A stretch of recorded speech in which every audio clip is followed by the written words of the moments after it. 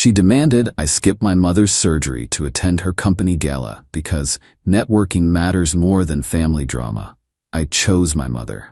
When my girlfriend called me selfish on social media, my mother's viral response made her delete every account she had.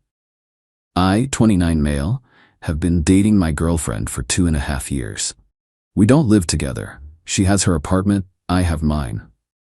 We talked about moving in eventually, but never pulled the trigger. Quick background. I'm an accountant at a mid-size firm. Nothing fancy, but stable. She works in marketing for a tech company, the kind of place where networking is basically a religion and every corporate event is treated like the Met Gala. My mom is 58. Single mom, raised me and my younger sister by herself after my dad left when I was 7. She worked 2 jobs most of my childhood to keep us fed and in decent schools. That woman is my hero. Not in a cheesy way, in a she literally sacrificed everything for us way.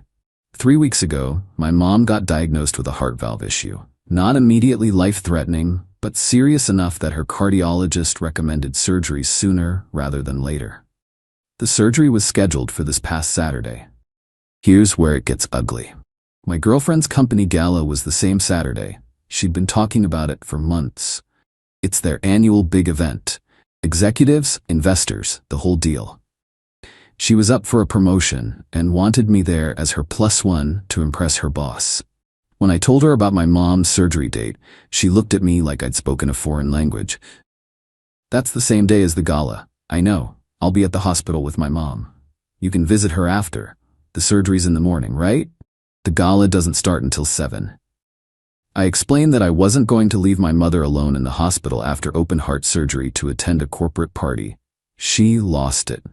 This is a huge opportunity for me. Do you know how important it is that I show up with a partner? People judge single women differently in my industry. My mom is having surgery. She has your sister. Let her handle it. This is just family drama. You're always getting pulled into their stuff. Family drama. My mother's heart surgery was family drama. I'm not going to the gala. I'm going to be with my mom. She called me selfish, said I was sabotaging her career, said a real partner would understand that networking matters more than sitting in a hospital waiting room. I told her to find another +1 and left her apartment. Saturday came. I spent 12 hours at that hospital. The surgery went well, thank God. My sister and I took shifts. I held my mom's hand when she came out of anesthesia, groggy and confused but alive. Alive. I'd silenced my phone during the surgery. When I finally checked it that evening, I had 23 texts and 8 missed calls from my girlfriend. The text started annoyed. Where are you? I'm getting ready. Escalated to angry. You're really doing this to me? And ended with, fine, you made your choice. Hope it was worth it. I didn't respond. I was too tired and too relieved about my mom to deal with her. Then Sunday morning, my sister sent me a screenshot. My girlfriend had posted on Facebook, when your boyfriend chooses family drama over supporting your career. 2.5 years and he couldn't give me one night. The selfishness is unreal. Ladies, know your worth. Don't settle for men who don't prioritize you. She didn't name me, but she tagged her location at the hospital when she dropped off my charger the week before. She insisted on supporting me briefly for appearances. Anyone who knew us could connect the dots. The comments were rolling in, her friends calling me trash, her coworkers offering sympathy, her mother commenting, "You deserve so much better, honey." I stared at that post for a long time. Then I texted her, "We're done." Her response, "Seriously? You're breaking up with me because I vented? You're the one who humiliated me by not showing up." I blocked her number. Figured that was the end of it. I was wrong. Update 1, 4 days later. So my mom is recovering well. She's home now, my sister and I taking turns helping her. That's the good news. The rest of it? A circus. After I blocked my girlfriend, she apparently decided that breaking up wasn't actually going to happen. She showed up at my apartment Monday evening, didn't knock. Just started banging on the door, yelling that I was being dramatic and we needed to talk like adults. I opened the door, but kept the chain on. "What do you want?" "To fix this. You can't just end a 2.5-year relationship over one argument. You called my mother's heart surgery family drama and then posted about me being selfish on social media. While she was recovering, I was upset. I deleted the post. She had, actually. Took it down Sunday night after I broke up with her. But screenshots last forever and my sister had already sent it to half our family. I don't care. We're done. You're overreacting. I apologized. When? She paused. I'm apologizing now. Cool. Apology noted. Still done. She started crying, told me I was throwing away our future over one mistake, asked if I even loved her. I told her I thought I did, but I couldn't be with someone who saw my family as an inconvenience to her networking schedule. She left. I thought maybe that would be it. Tuesday, her mother called me. I don't know how she got my number since I'd never given it to her directly, probably from my girlfriend's phone. You need to reconsider this. My daughter is devastated. With respect, ma'am, your daughter asked me to skip my mother's surgery for a party and then publicly called me selfish when I didn't. She was hurt. You embarrassed her in front of her colleagues. I embarrassed her by being at the hospital with my mother who was having open heart surgery? You could have done both. The surgery was in the morning. The entitlement is genetic, apparently. I'm not discussing this further.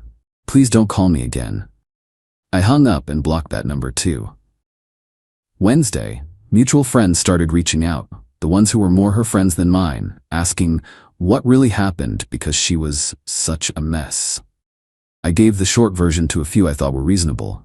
She wanted me to skip my mom's surgery for her work event. I said no. She posted about it online. Most of them went quiet after that.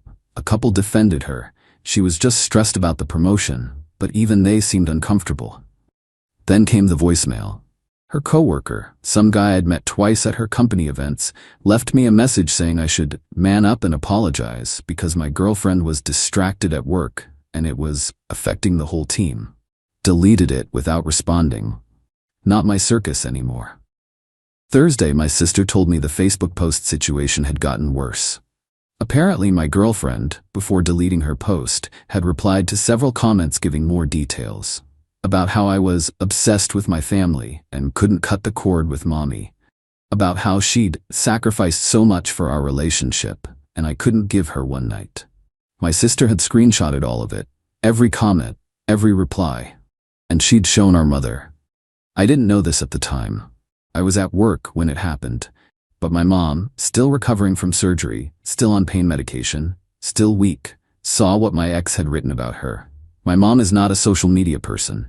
She has a Facebook she barely uses, mostly to share pictures of her garden and like my sister's posts about her kids. She doesn't do drama, she doesn't engage with nonsense, but she saw those screenshots and she decided to respond. Update 2. 1 week later. Okay. So, my mom went viral. I need to explain how this happened because it still doesn't feel real. After my sister showed her the screenshots, my mom asked her to help her make a post. My sister tried to talk her out of it. Mom, you just had surgery, don't stress yourself. But my mom insisted. The post was simple.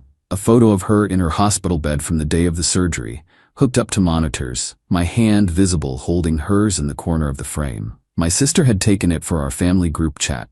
The caption read, "This is what family drama looks like. Open heart surgery." My son chose to be here with me instead of at his girlfriend's work party. She called him selfish for it. I'm the mother who raised him alone since he was 7. I worked 2 jobs to keep my kids fed. I never asked him for anything, but when I needed surgery, he showed up. That's not selfish. That's love. To the young woman who thinks networking is more important than family, I hope you never need someone to hold your hand in a hospital room. But if you do, I hope they choose you over a party. She tagged my girlfriend, publicly. My sister shared it. A few of her friends shared it. Then it started spreading. By Friday morning, it had over 2,000 shares. By Saturday, it was at 15,000. People were commenting from everywhere. Strangers sharing their own stories about family members who showed up or didn't during medical emergencies. News aggregate pages started picking it up. One of those heartwarming story accounts reposted it.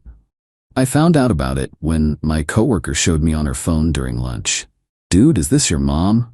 I almost choked on my sandwich. The comments on my mom's post were overwhelming. Thousands of people calling her a queen.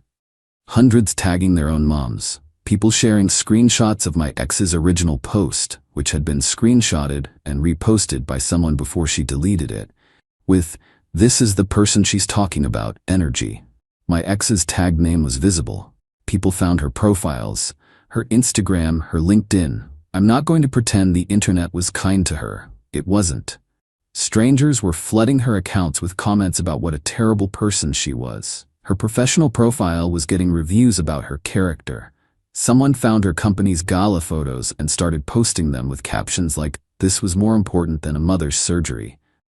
By Saturday night, she deleted her Facebook. By Sunday morning, her Instagram was gone. Her LinkedIn went private, then disappeared entirely.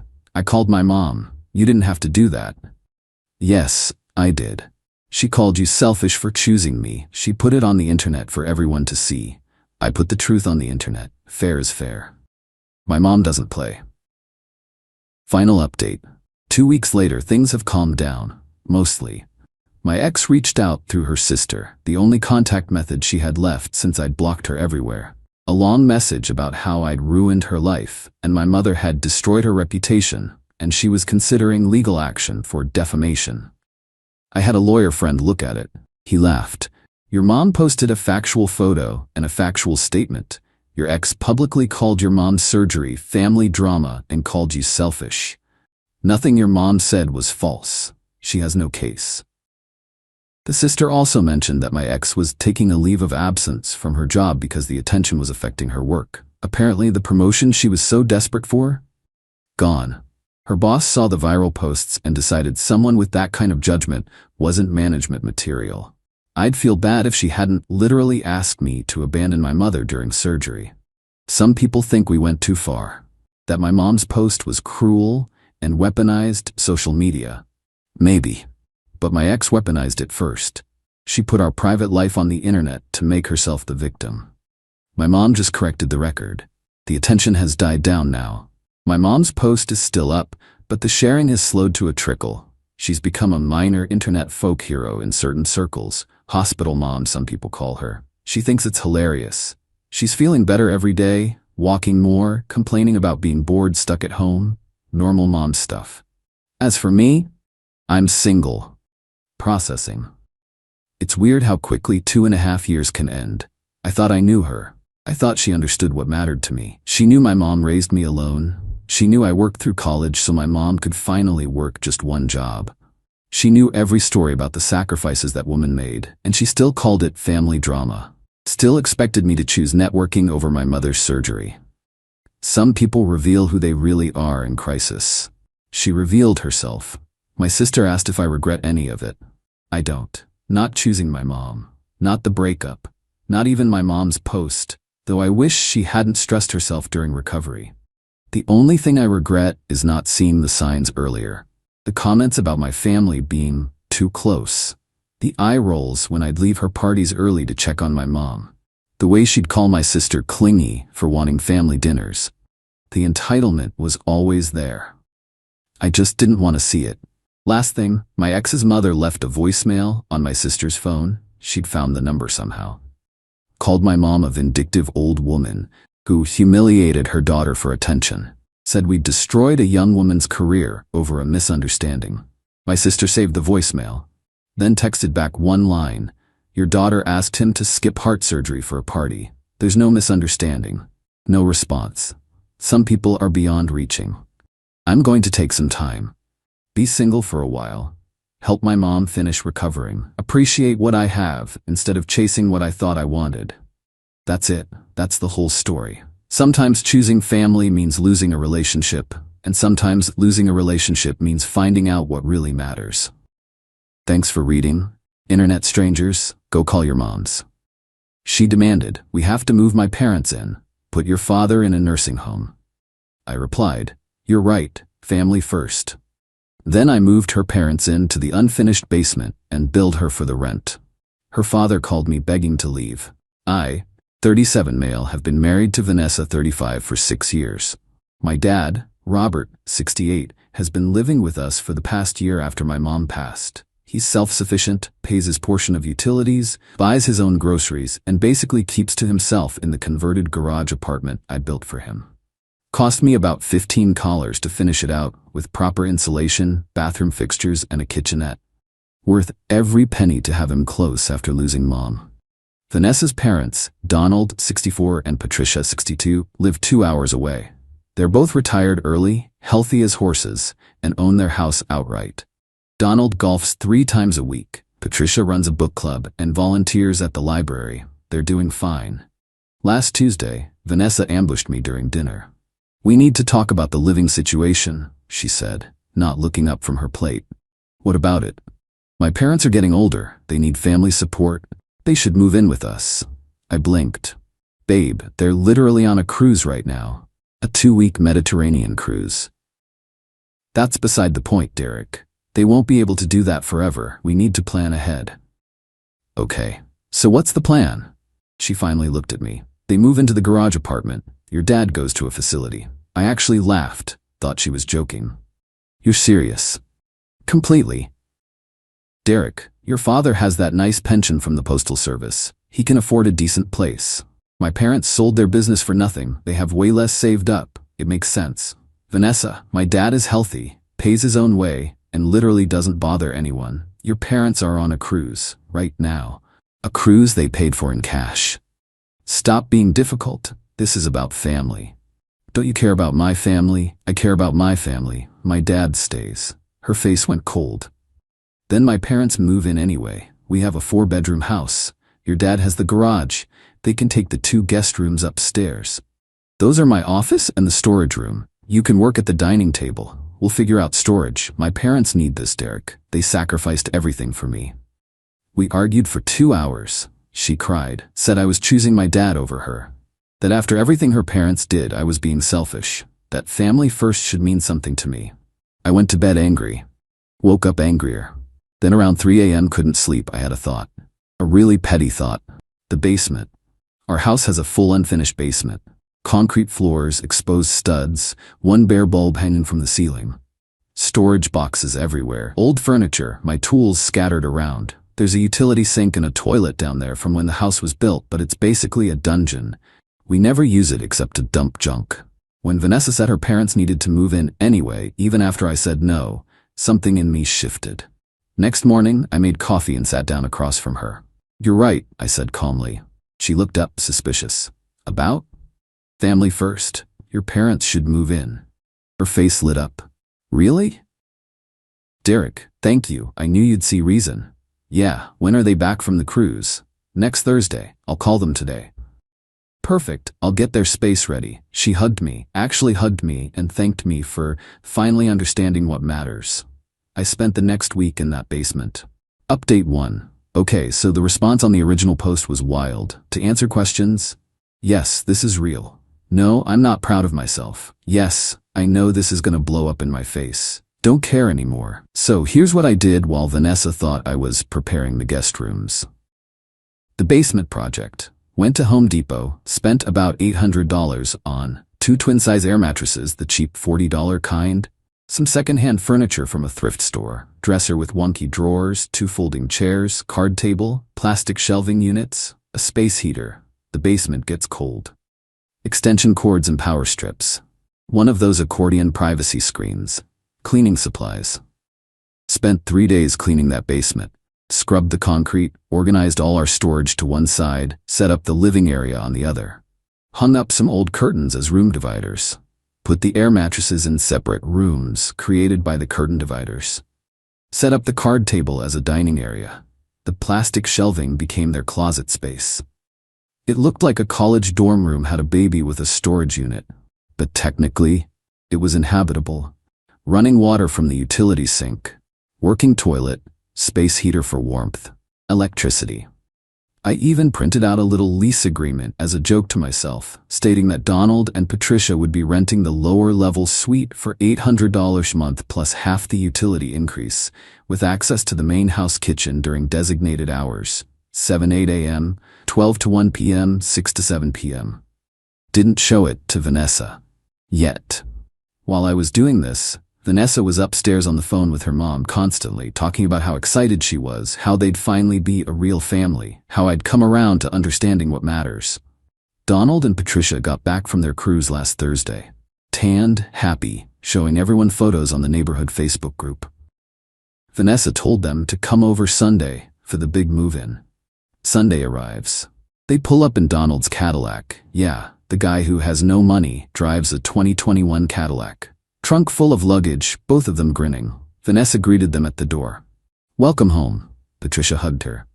"Oh, sweetie, we're so excited. Where's our room?" I stepped forward. "Follow me. I'll give you the tour." Started walking toward the basement door. Vanessa looked confused.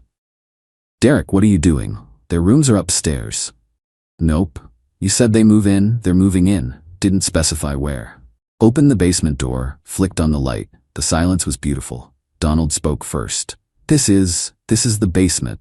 "Yep, your new space. Got you furniture, beds, privacy screens, even a heater. Toilet and sink right there." Patricia's voice went shrill. "You expect us to live in a basement? You're living here rent-free, aren't you?" "Wait, no." I pulled out the printed lease agreement. "Actually, it's $800 a month plus utilities. Gotta pull your weight. Family first, right?" Vanessa snatched the paper from me. "Derek, what the hell is this?" "A lease. Your parents need support. They're moving in. But I'm not running a charity. Dad pays his portion. They'll pay theirs." Donald's face turned red. "I'm not paying you rent to live in a damn basement. Then don't move in," I shrugged. "But Vanessa was very clear that you needed to be here, that it was happening regardless of what I wanted. So here we are." Patricia started crying. Not sad crying, angry crying. "Vanessa, tell him this is unacceptable." Vanessa was staring at me like I'd grown a second head. "You can't be serious." "Dead serious. You said family first? You said they move in no matter what. Never said they get the premium accommodations. The garage apartment is occupied by someone who actually pays his way and doesn't demand special treatment." Donald pointed a finger at me. "You smug little—" "Careful," I interrupted. "You're a guest in my house. My house. My name on the deed. Want to see it?" The argument that followed was epic. Patricia screaming about disrespect. Donald threatening to talk some sense into me. Vanessa crying and asking how I could do this to her family. My response? "Your family is welcome to stay under the terms I've outlined, or they can leave. Those are the options." They left. Peeled out of the driveway so fast Donald nearly hit the mailbox. Vanessa didn't speak to me for 2 days. Update 2. It's been 2 weeks since the basement incident, and things have escalated in ways I didn't fully anticipate. The silent treatment ended day 3 when Vanessa realized I was completely fine eating dinner alone, sleeping on the couch, and going about my business.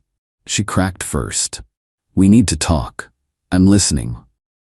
You humiliated my parents. You humiliated me. That stunt with the basement was cruel and you know it. What I know is that you tried to kick my father out of his home so your parents could take his space, despite them being perfectly capable of living independently. You made a unilateral decision about our house. I just followed through on your demand that they move in. You know that's not what I meant. Then you should have been clearer. You said they're moving in regardless. They had a space ready. They chose not to take it." She tried a different approach. Crying. Told me her mom had been so hurt she couldn't sleep. That Donald was telling everyone I was an abusive husband, that I'd destroyed any chance of a relationship with her family. I didn't budge. Then the phone calls started. Patricia called me directly 3 days after the incident. I let it go to voicemail. Her message: "Derek, I don't know what's gotten into you, but this behavior is not acceptable. We raised Vanessa to expect respect from her husband. You will apologize and make this right, or there will be consequences." Consequences. From someone who wanted to move into my house for free. Donald left a message too. "I've talked to some people, son. What you did could be considered elder abuse. Offering substandard living conditions to senior citizens, that's legally actionable. Get your act together." I actually laughed. Saved both messages. But here's where they got creative. Dirty trick 1. Vanessa's sister, Holly, 32, who I barely know, started posting on social media. Vague stuff like, "Some people forget where they came from. Family means everything, and if you can't respect your elders, you're trash." With tagged posts of her parents looking sad at their house, comments from their church friends, their neighbors, people I've never met. All about how horrible some people are. Vanessa liked every single post. Dirty trick 2. My dad asked me if everything was okay. Turns out Patricia had called him, told him that I was planning to move him out soon, and that Vanessa was scared to tell him but wanted him gone. Tried to drive a wedge between us. My dad's response to her? Lady, I don't know what your daughter told you, but Derek built me that apartment with his own hands after my wife died. If he wanted me gone, he'd tell me himself. Lose this number. Legend. Dirty trick 3. This one pissed me off. Vanessa went through our finances. We have separate accounts, but one joint household account for bills, and sent $1,500 to her parents. Just sent it to help with their expenses since you were so cruel. I noticed when reviewing the account, confronted her. That's our money, Vanessa. It's my money too. I work. I can spend it how I want, on household bills, not charity to your parents. They're struggling because of you. They're on another weekend trip according to Patricia's Facebook. They went to a casino resort, struggling my ass. I moved my contribution to a separate account she doesn't have access to the next day. Told her she could cover the joint bills from now on if she wanted to play games. Watch how fast that $1,500 matters when she's covering the mortgage payment. The lease agreement follow-up. Here's the thing. That lease I drew up? I actually had my buddy Trevor look at it. He's a paralegal. He said while it wouldn't hold up in actual court, obviously, there was nothing illegal about offering rental terms to family members who want to move in. So I revised it, made it more official. Added clauses. $800 month rent for basement occupancy. Shared kitchen access at designated times. No unauthorized guests. Quiet hours 10 p.m., 7 a.m. 30-day notice to vacate required from either party. Security deposit. $1,600, first and last month. Sent it via email to Donald and Patricia with the subject line, "Updated terms for occupancy, please review." Patricia's response came in under 5 minutes. "You are a disgrace. No wonder your wife is miserable." My response? Offer expires in 7 days. After that, rent increases to $1,200 per month. Vanessa found out when her mom called screaming. She tried to delete the email from my sent folder. Too late, already archived. You're trying to extort my parents. I'm offering them housing at below market rates. A 1-bedroom apartment in this area runs $1,800 minimum. They're getting a deal. It's a basement, so they should pay less. That's why it's only $800. I'm being generous. The fight about Robert, my dad. This is where Vanessa showed her true colors. Last week, she came home from dinner with her parents and sat me down. I talked to a few facilities. There's a nice senior living community about 30 minutes from here. They have availability. My blood went cold. For who? Derek, be reasonable. Your dad would have people his own age, activities, medical staff. My dad doesn't need medical staff. He needs his family. He'd be fine, and then my parents could have the garage apartment like originally planned. It's better for everyone. Better for everyone except my father, you mean? He's taking up space we need. That I built for him with my money on my property. It's our property. We're married. And you're trying to ship my dad off to a home so yours can move in for free. After everything I've already done to accommodate your demands. How is that fair? She had no answer. Just cried and said I loved my dad more than her. Yeah. At this point, probably true. The current situation. Vanessa moved into the guest room. We're basically roommates who share a mortgage. Her parents are boycotting our house until I apologize and make things right. My dad asked me again if I wanted him to leave to make peace. I told him if he leaves, I'm filing for divorce. He dropped it. The lease offer expires tomorrow. Already planning to send the updated $1,200 per month version on Monday. I know this sounds insane. I know I'm probably destroying my marriage, but the sheer entitlement of demanding I kick out my grieving father so her perfectly healthy parents can take his custom-built space while contributing nothing? Nah. I'm done being reasonable. Update 3. Final. It's been 6 weeks since the basement incident. Marriage is over. I'm weirdly okay with it. The lease expiration. As promised, I sent the updated lease Monday morning. $1,200 a month, same terms. Donald's response was a phone call where he called me every name in the book.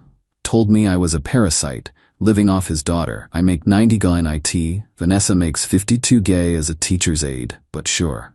He ended with, "You'll regret this when Vanessa takes you for everything in the divorce." Looking forward to it, I said. and hung up. That word, divorce. Once it was out there, it felt inevitable.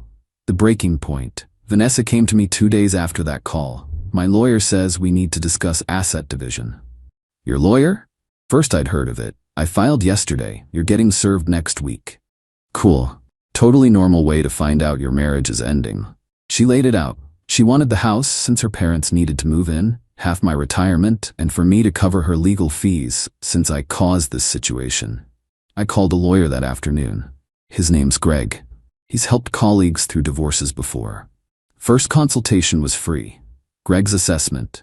She's not getting the house. Your name is on the deed from before the marriage. Your inheritance from your mom paid the down payment.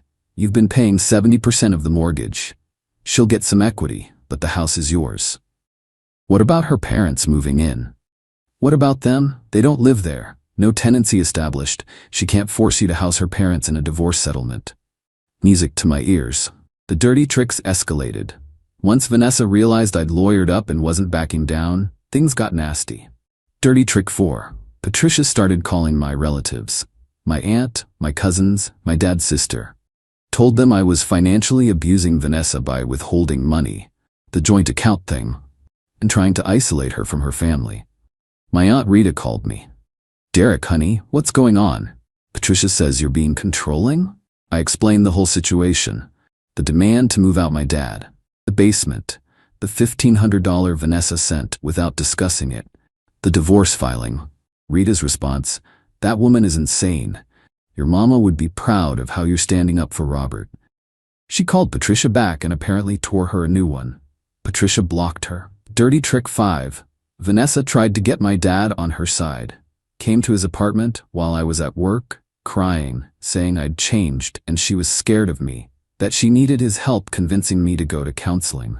My dad's no fool. He called me immediately, put her on speaker. Vanessa, Derek told me what you asked him to do. You want me in a home so your parents can have this place. That's not changing. That's him protecting his family. You're turning him against me.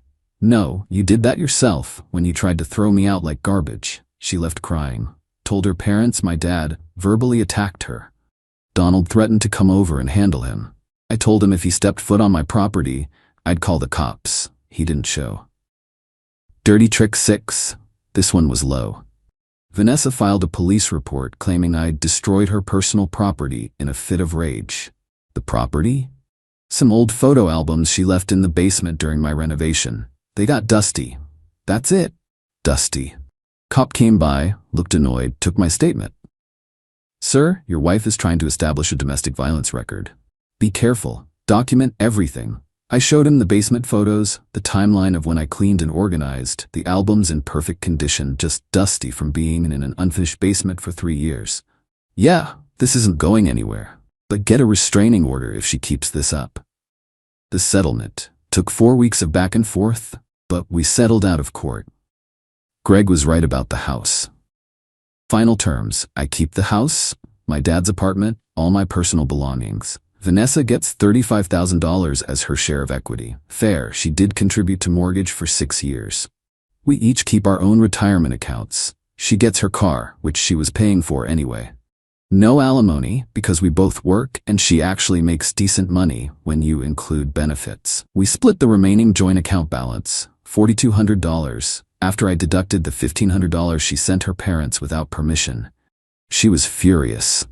Expected way more. Her lawyer apparently told her the house was a long shot given the circumstances. You're stealing from me, she screamed during mediation. I'm giving you more than you're entitled to, Greg replied calmly. Your client has no claim to premarital assets or inherited property. The $35,000 is generous, she signed. Had no choice. The parents' reaction. Once Vanessa moved out to her parents' house, ironically, Patricia sent me one final text. You destroyed my daughter's life. You'll die alone and miserable like you deserve. I blocked her. Donald tried to get the last word through my dad. Left him a voicemail. Your son is a coward who hides behind lawyers. Real men take care of family. My dad's response, which he left on Donald's voicemail. Real men don't try to steal another man's home. Lose this number or I'm filing harassment charges. They finally stopped. The aftermath. Divorce finalized 3 weeks ago. Vanessa's living with Donald and Patricia. Heard through mutual acquaintances that it's going great. Sarcasm. Apparently she's fighting with them constantly because they're overbearing and won't give her space.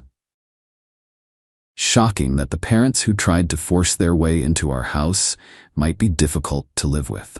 Donald's still driving the Cadillac. Patricia's still on Facebook posting inspirational quotes about God removing toxic people from your life. The lack of self-awareness is Olympic level. My dad's still in his garage apartment. We have dinner together twice a week. He's doing okay. Misses my mom but says having family close helps. The house is quiet now. Got rid of Vanessa's stuff. She picked it up with Holly, didn't say a word to me. Repainted the bedroom, turned the guest room back into my office. The basement? Still unfinished. Thought about finishing it properly, making it a rec room or something. But every time I go down there and see those air mattresses deflated in the corner, I laugh. Most expensive petty revenge ever. Cost me my marriage, $35,000 and probably a few years of peace. Worth it? Yeah. Actually, yeah, because here's the thing. Vanessa showed me exactly who she was. Someone willing to discard my father like trash for her parents' convenience. Someone who tried to weaponize police and lawyers when she didn't get her way. Someone who valued her family's comfort over my family's dignity. The basement wasn't about punishing her parents. It was about drawing a line. About saying, you don't get to walk into my life and rearrange it to suit you. She wanted family first, she got it. Just not the family she expected. Got a text last week from an unknown number. This is Donald. Patricia's sick. Hospital. Thought you should tell Vanessa to call. Texted Vanessa directly. Your dad says your mom is in the hospital. Thought you should know he tried to use me as a messenger. Blocking him now. She didn't respond. Don't care. I'm moving forward. My dad's secure. My house is mine. My life is mine. And somewhere out there, Donald and Patricia are probably still telling everyone I'm the villain in this story. Let them. I sleep fine at night. Final thought. To anyone dealing with entitled in-laws or a spouse who prioritizes their family over yours, document everything. Know your rights. And don't be afraid to draw hard lines. Family first means your family too. Peace.